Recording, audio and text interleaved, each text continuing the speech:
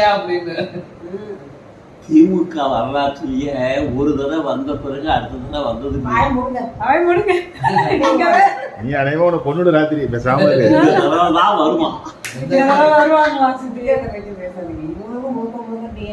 ஆனா உங்களுக்கு கோவப்படுத்துறாங்க. அது நாங்க இருக்கிறப்பதான் தனியா மாத்து வாங்கிக்கோ அப்ப.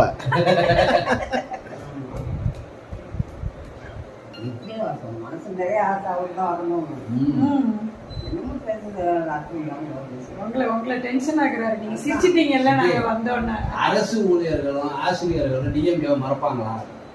அரசு ஊழியர்கள் மறப்பாங்களா?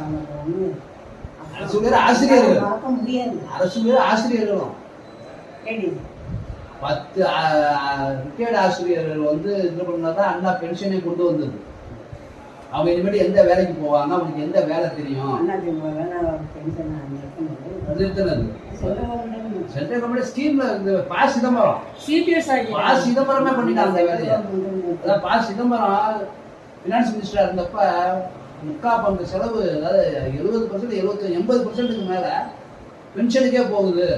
அதை கண்ட்ரோல் பண்ணணும்னு சொல்லி செலவினத்தை குறைக்கிறேன்னு சொல்லி செஞ்ச வேலை. அதே மாதிரி டிஆர் பாலு நரசிம்மராவ் அவர்கிட்ட பேசி தமிழ்நாட்டில் நிறைய வந்துடுவாங்க. அதனால திமுக நிறைய செய்தி வரணும். மக்கள் இன்னைக்கு 8000 அட்டையை பார்க்காம என்ன பண்ணுவோம், பேப்பரில் பார்க்காம இருந்துச்சு.